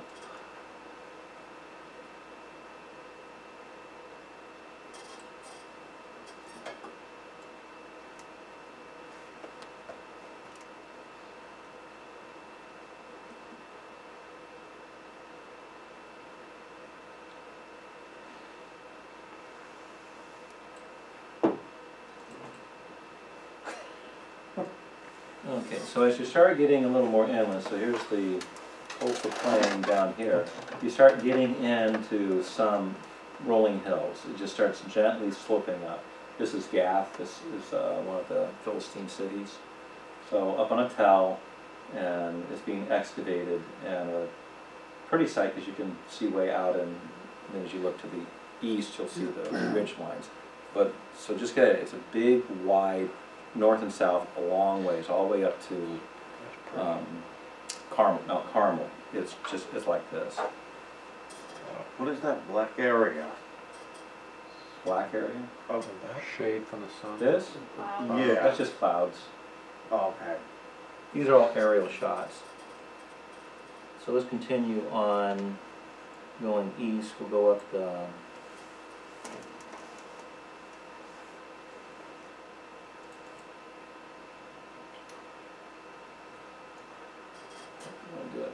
okay, remember this is where David was killed Goliath, the Elah Valley. So she was just going in. Now there's 5 of these valleys like this as you're coming in that make a nice way, a pathway to get up close in the mountains before you go in. So there's ridges between them, these are between them. And so they're fairly wide, full of agriculture. And this is Azekah, where they've been doing excavations. And then this valley cuts and comes up over this way and up. And this is where David and Goliath were at.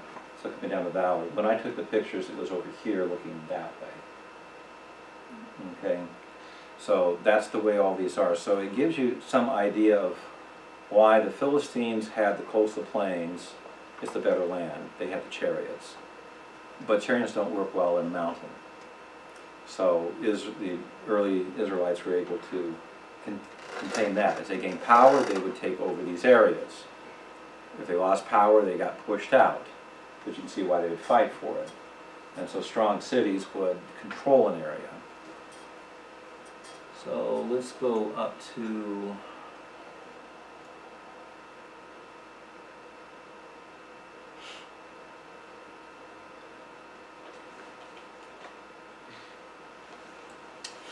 let's see, Jerusalem from the west.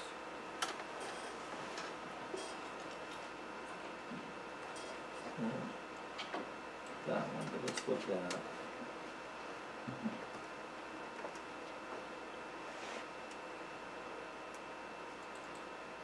I showed that one. Remember I showed you this one, Kiriath Jearim, going up to Jerusalem. So you can see it's just gotten more and more hilly. So it's just slowly moving up, a lot of valleys, but there's a ridge, and that ridge goes north-south, and it's a major pathway of travel. It's north-south along the ridge line, or the Way of the Patriarchs it's also called. Let's get rid of that one. So this is Jerusalem from the west looking out. This is the old city here. So this is where there's the Dome of the Rock. So this is and over on this side is where, come down this slope, this is the ancient area of the city of David, Mount Zion. And we'll find another picture of that. And then looking out over the ridge, then it drops down into the Jordan Valley. Down here, and the Jordan River would be down here. So let's give you some of these.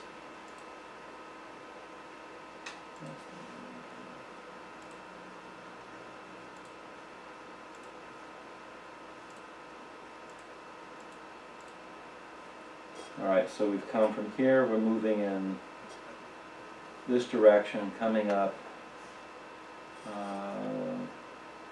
the ridge, the valleys, and this was the Elah Valley, so Soko Valley, so Jerusalem's in this area. So we come to this ridge, let's see if we can see Jerusalem and Mount Zion.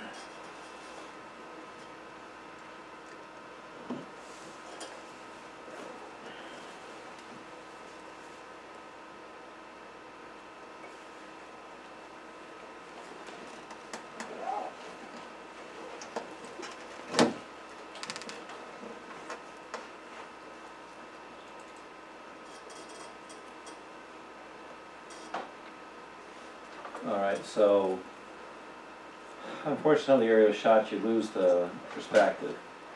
So this is the Temple Mount. This is the old, was now called the Old City, but this would be this area right here would be Mount Zion, the city of David.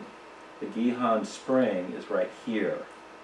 So you can see this slopes down quite a bit to the Kidron Valley. This comes around like this, and then there's a central valley comes up here on this side of Jerusalem. And a lot of this has been filled in over the years, but it was very steep at the time of David. This, again, is the city of David. This is Mount Zion, this area. David's house would have been built somewhere in this area, and then the original temple would have been here. So this would be Aruna's threshing floor. This is all going uphill. And then this whole area then was purchased later for the whole temple to be built in. All right, it gives you some perspective a little bit about where some of these stories are taking place.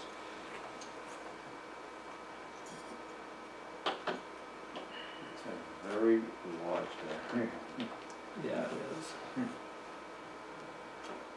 Aerial views. I'm trying to think, what else did we look at today? We went to, well,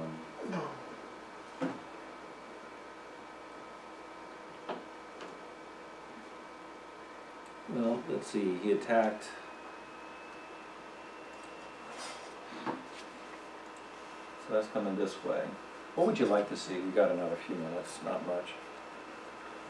What areas are you most interested in looking at? Again, I was going to do this, but I just ran out of time of putting it all together, so I just click a button and say, here it is. Everything, Mizpah's, well, it's just mentioned a lot. Do you have like, Mizpah's over to the west of the Dead Sea, right? Somewhere in this area, I Yeah. believe is where it's at. This, I don't have this one with all the, See, it's one of the names I can actually pronounce, so it sticks in my head too. if I can find it on the map then. Ashkelon was when Samson went down and got his 30 garments. He went a long way. Yeah. He did, he went far for it.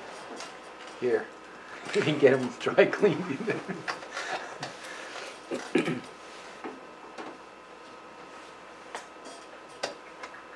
Where was Gersher? Gersher? Where Absalom used to. Gershon? I did not look that up.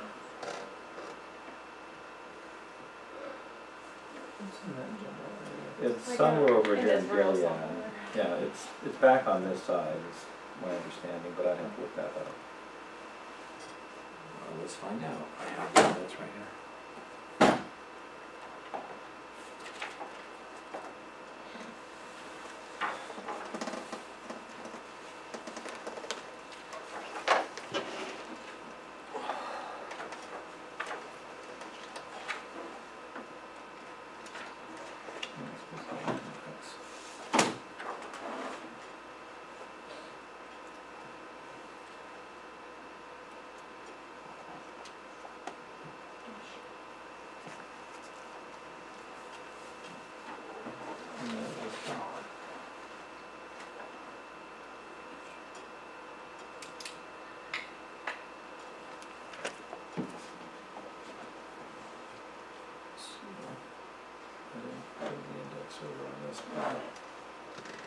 If you buy the book on the stuff that comes on the PDF stuff, there's a full index. So it has a partial one. Is this what it sends you? These are the PDFs? That you're- the pictures? Yeah, JPEGs and PDFs both, and PowerPoints.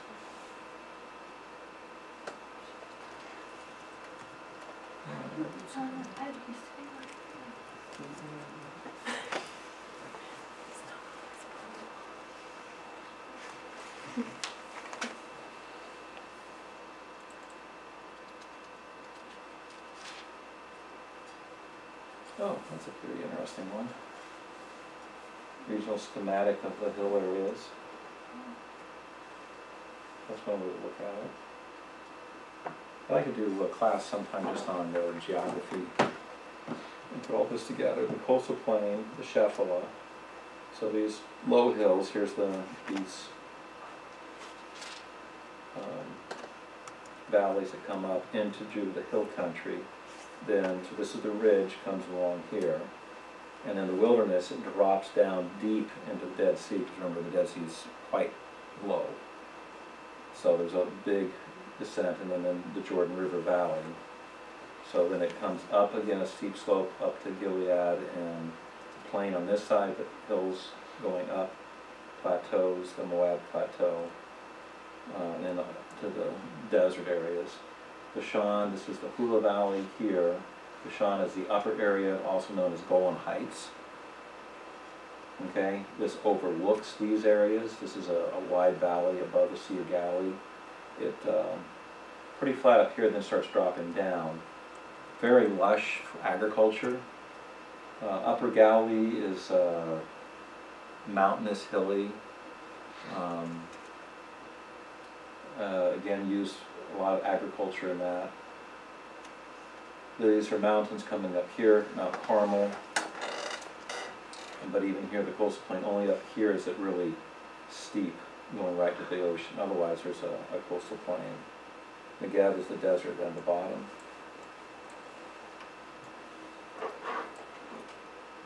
And then to desert. So wilderness wanderings are down here. Ziklag is here on the edge of the Negev, and he was put down here to protect the Philistines from encroachments by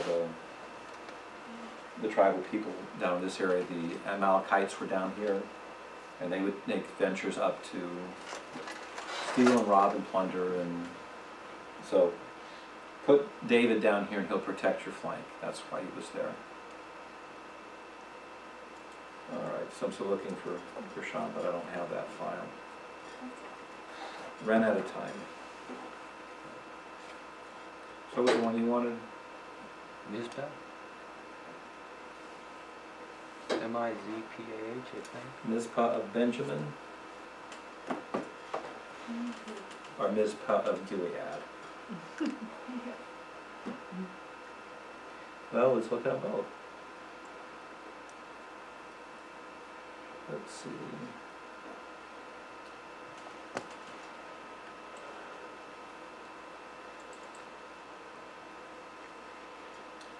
Oh, that's not very readable on that, is it? I thought it was to the north and west of the Dead Sea. Oh, I found it before. That's north and east of the Dead Sea. This is north and west, right?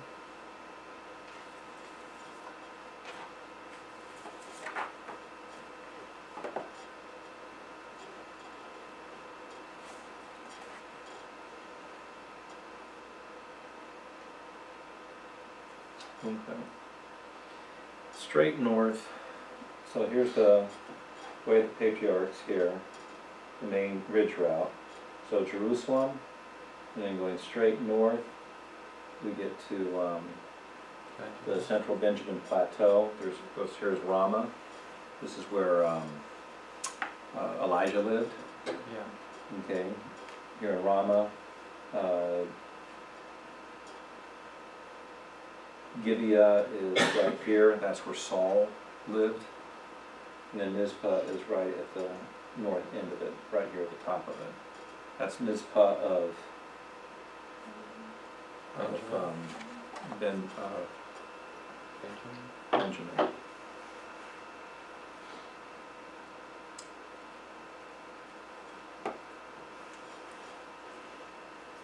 Or Mizpah of Gilead, and then, no, that's Benjamin. How about Gilead then? So let's take that, see if I can find a picture of that. It should be April Benjamin Plateau.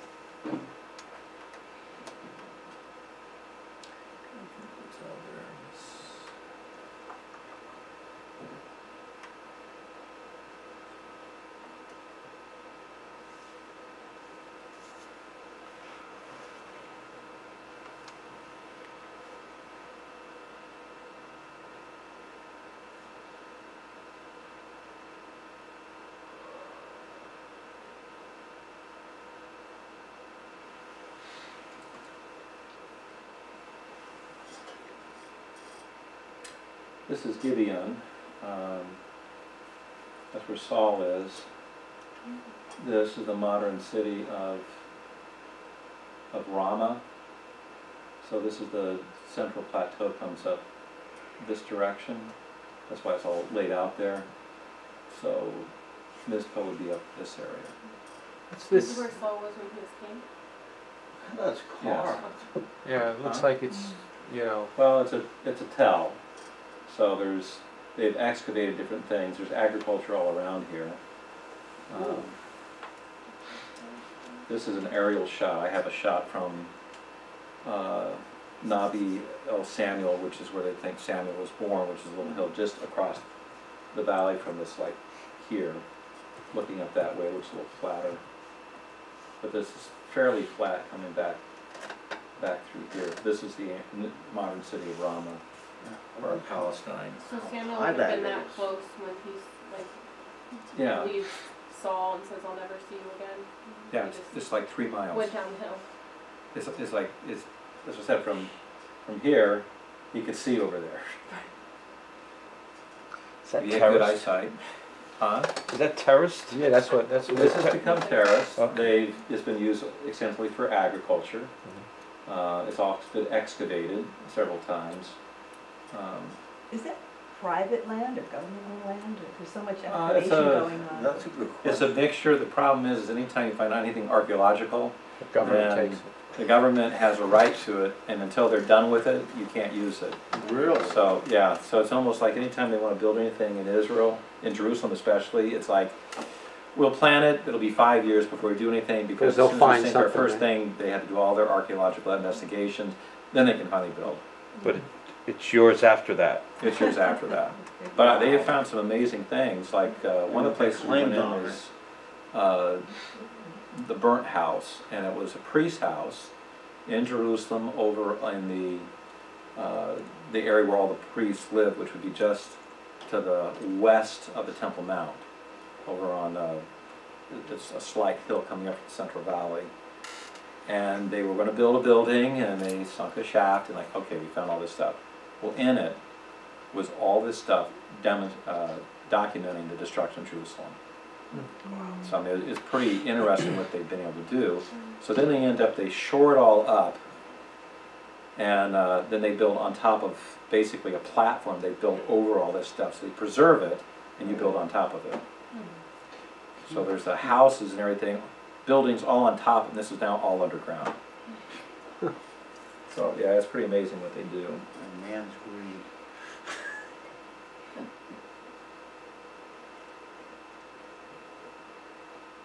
Look like man did that, carved all that. You know, I'm not as familiar with all Oh, the yeah. different. Looking.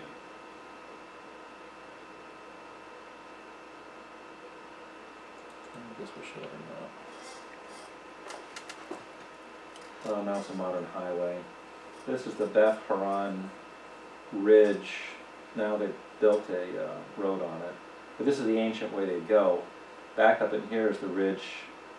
Jerusalem will be back over this direction. Ramah is, I think that's Ramah here.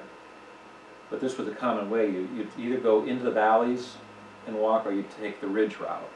A lot of times the ridge was easier to walk on in the valleys. Let me show you the others. That's looking east. This is looking west. The same road here. Almost looks like it was snow. Now going down. It's just rocky. It almost looks like a light coating of snow. Could have been. It is very rocky, but the way it looks doesn't. Is there any That was railroads taken a out there? while. Well, that was taken a while ago too. A lot of these areas, these are older photographs. They've been reforested.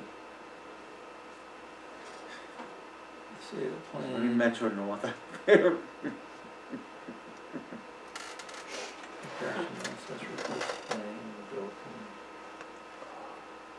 I'm sure in the future they're planning on. Yeah, sure. We won't be around. Okay, I was gonna look up the other Mizpah, right?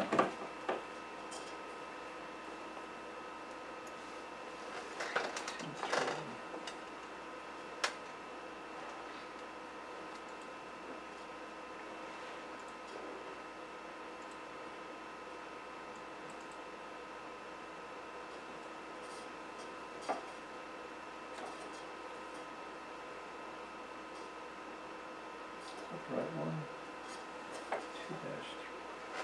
2-3.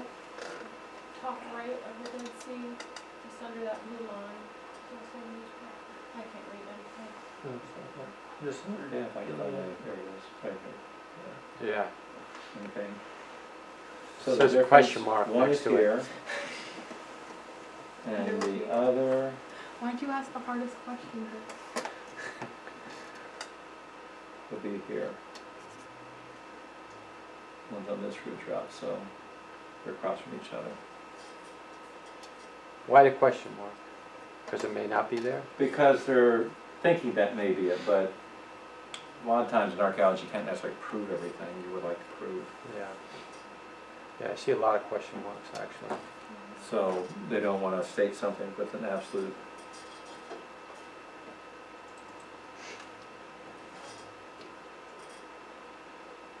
Alright, that's the Levine, Elah, Sorek, and Ajalon valleys. So, David and Goliath here. Samson here. Delilah here. Lots of battles. That's where the going wedding on was, here. Timnah? Timnah. Right here. So, you can see they come down. It helped to have these kind of actions, just because you see the ridges and stuff, you get a little sense of some 3D there, but not easy. This one doesn't come. Yeah, it doesn't come out so good. These are 3D views, but you can't see it so well. It fades out in there. You can see it drops further down. So here's the ridge, plane coming up.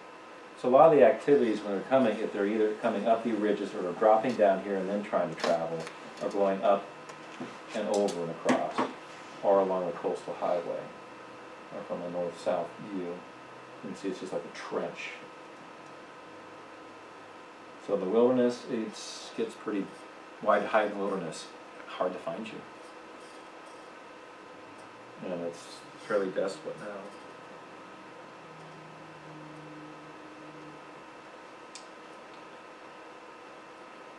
And those are maps. Let's go back to the other.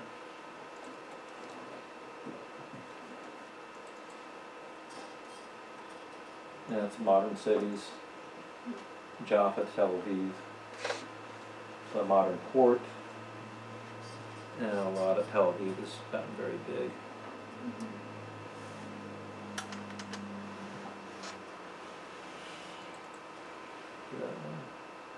That's from the west.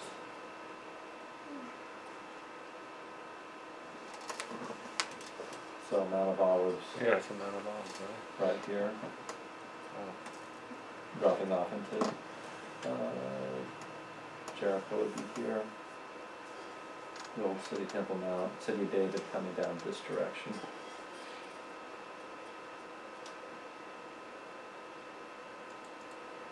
And south. So again, here's the City of David here, on Mount Zion. The Gihon Spring would be in down this area, looking up. Again, you can still see the valley, but still have to understand, these valleys have been filled in a lot. And a lot of stuff. The Central Valley, which runs here, has been really filled in. The Temple Mount, when it was destroyed, they just pushed all the stuff over in this area. There are now tours that go along the side. It's all up underground, or under where they built these arches and built on top of a passageway in there. Can you go back to the previous picture, where the western wall is? Is here? No, okay. That's right here. That's the western wall. I see the guy going like this right now. Yeah, you do. You probably can see him right there doing that, right? Right quick, those guys doing it. You can, it goes up under, there's a tour that goes up under here and all the way up. It's all underground. You come out, there's a place you come out over here, and then you have to walk back down around to get out of there. Can you go up to the Temple Mount? Most of the time you can. Sometimes it's too dangerous. They don't let you up there. People get killed. Like the tension between Muslims, Jews, and Christians? It gets closed once in a while. We went up there.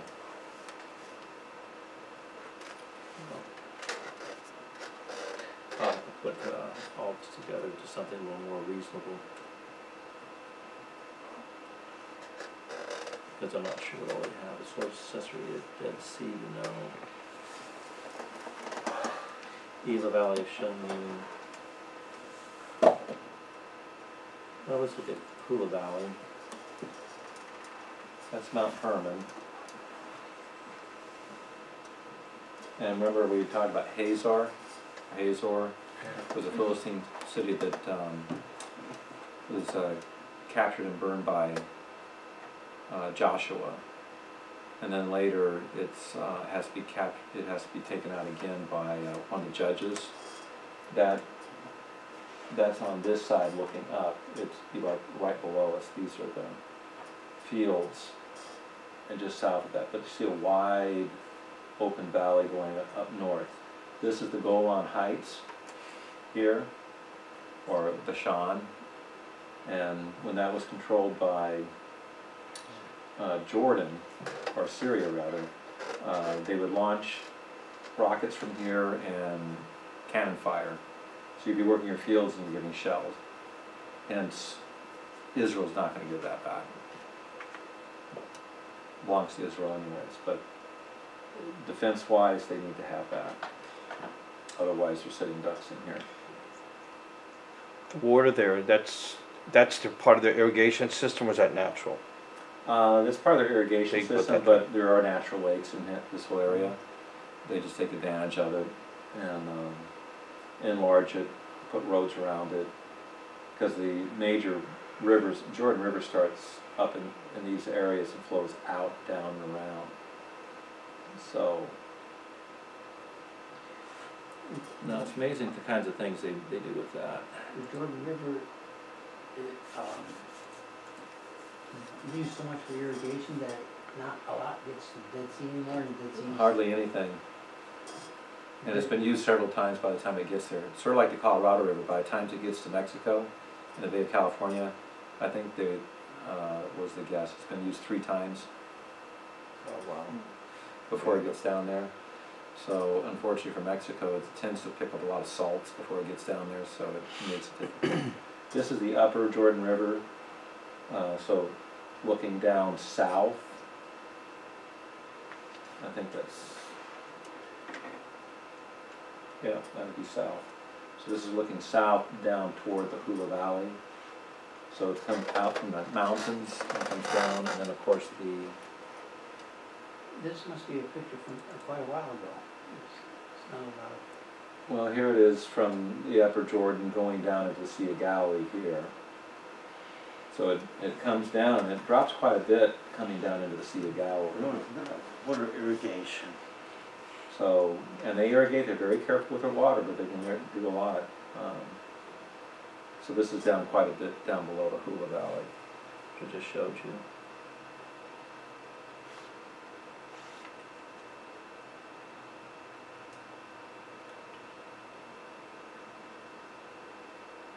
Let's see the Sea of Galilee from the other perspective. Alright, so here's the North Shore. So the Jordan River coming in, emptying out.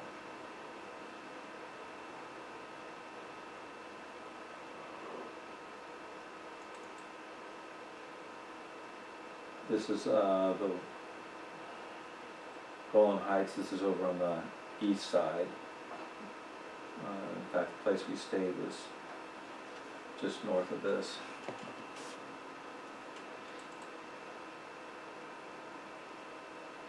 So you can see it drops down. So where they can, they try and farm. What's bananas? Trying to think of all the talk. Bananas. Lots of tropical fruit. Mangoes. A lot of mangoes in that area.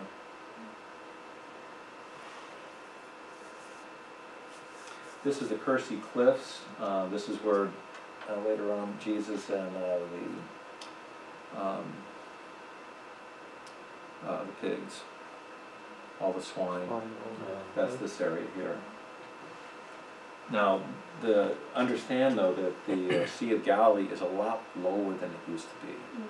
So at the time of Jesus, instead of it being down here, the level probably was back up here. So when you're talking about cliffs, yeah, it was cliffs, but it's been dropping in elevation. And part of that too is because there's not as much water making in there because they're pulling the water out early on. The Sea of Galilee, or the Dead Sea, is dropped a couple hundred feet, I think. It's about more than 100 feet. In fact, I have Bethsaida. Yeah, Yes. Okay, Tabga. Okay, this area here, it's hard to tell the exact drop, but this is an area where, now it's a little farther over. This would be, Capernaum. They go by different names now, that's a It used to be Catholic church. lakeside property, now Let's see. it's mountain homes. Bethsaida. Okay, this area here. This would be the northeast end. This is where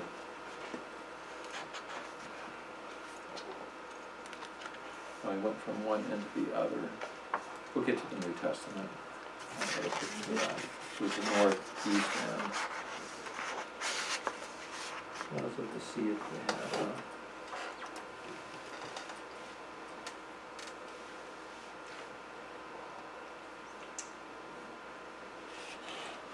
I don't see one of that. No, you know what, I'm gonna have to pull this together to make it more sensible. I would at least give you a little bit of an idea, more of the structure, geography. And that's why I'm trying to put the pictures in so you get a little sense of where these different things are taking place. And as we get to Kings, there's a reason the battles happen where they go. In fact, there's a lot of them that are going to happen. I should show this one, Megiddo. All right, this is the Tell of Megiddo, and this is over on the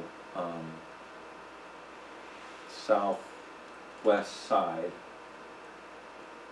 of the Jezreel Valley. But this was a strong fortress of many different groups controlling this, controlled major pathways into the Jezreel Valley.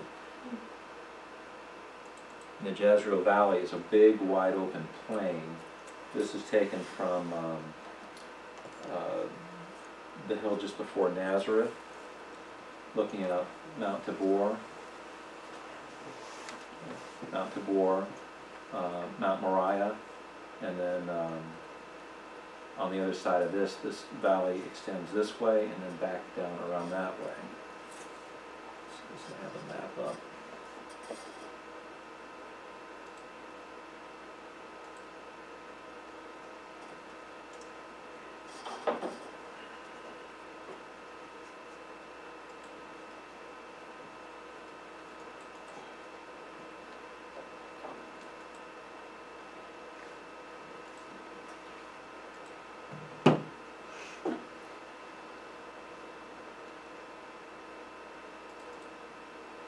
Here's a map of the Jezreel Valley. So that picture I just showed you was taken from here, looking this direction. So it's sort of like an arrow a little bit, kind of a funky looking arrow, but if this is the tip, and then one edge here, and here's the shaft. So you can think of that way, the Harod Valley. This drops down to the Jordan River Valley, but it comes up, so it's pretty flat in this area. Major areas going north, Jokneam Pass coming this way, Megiddo Pass. If you control Megiddo, you can see you can control a lot of the traffic north-south. So major international highways would come either through here or through here. But if you're still here, you can control a lot of what goes on there. So there are a lot of battles happening up in this valley. So I'll keep showing some pictures of that as we try and do it. Well, time's up. Oh, man. Sorry I did not get to this to make it a more sensible. I have a question. Yes. Back in 24 with the census, was God using that as an occasion to punish Israel? Because verse 1 is, it's odd. I would say you'd have to conclude that, because All right. it says that he incited them. He incited David against Israel. Israel. Yeah. But yet in Chronicles it said Satan made David. Well, I think we can conclude God can control Satan. Oh yeah. Satan thinks he's in charge, but God uses him for what God wants. We don't know what what Israel was doing, but if it goes along with their pattern, they probably began to worship the gods, their neighboring gods, again. So, It's just forgotten here. I'll eventually get it together so it makes a little more sense of the topography, the geology. Geology has a lot to do with it too, although most people don't tend to think of that, because the type of soil you have tells you, is it going to be agriculture? Is this a good place to be having a road go through? Or is this too rough? Is it too up and down?